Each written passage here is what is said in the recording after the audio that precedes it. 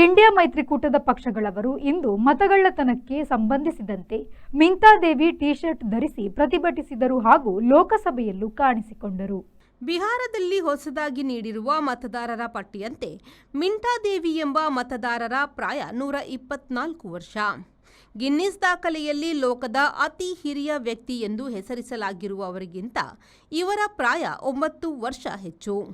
ಇದು ನಿಜವೋ ಸುಳ್ಳೋ ಎಂದು ಈ ವಿಷಯವಾಗಿ ಮಾತನಾಡಿದ ಲೋಕಸಭೆಯಲ್ಲಿ ಪ್ರತಿಪಕ್ಷದ ನಾಯಕರಾಗಿರುವ ರಾಹುಲ್ ಗಾಂಧಿಯವರು ಪ್ರಶ್ನಿಸಿದರು. ಪ್ರತಿಪಕ್ಷದ ಹಲವು ಸದಸ್ಯರು ಮಿಂತಾದೇವಿ ಎಂಬ ವಾಚಕದ ಟಿ ಶರ್ಟ್ ಧರಿಸಿದ್ರು. ಸಂಸತ್ತು ಇಂದು ಕೂಡ ಗದ್ದಲದ ಗೂಡಾಯಿತು. ಇಂಡಿಯಾ ಮೈತ್ರಿಕೂಟದವರಿಂದ ಬಿಹಾರದ ಹೊಸ ಮತದಾರರ ಪಟ್ಟಿ ಮತ್ತು ಮತಗಳ್ಳತನದ ಬಗೆಗೆ ಪ್ರತಿಭಟನೆಗಳು ನಡೆದವು.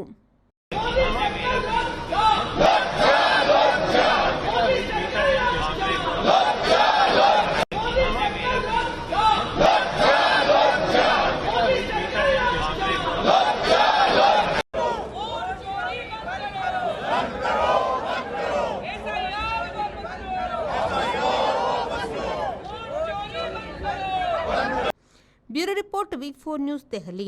ಪೂರ್ಣ ಭರವಸೆಯ 10,100 ಕೋಟಿ ರೂಪಾಯಿ ವ್ಯವಹಾರ. ಸಹಕಾರ ರತ್ನ ಡಾಕ್ಟರ್ ಎಂಎನ್ ರಾಜೇಂದ್ರ ಕುಮಾರ್ ಅವರ ಅಧ್ಯಕ್ಷತೆಯಲ್ಲಿ ಅಭಿವೃದ್ಧಿಯ ಪಥದತ್ತ ಸಾಗುತ್ತಿದೆ ಎಸ್ಸಿಡಿಸಿಸಿ ಬ್ಯಾಂಕ್.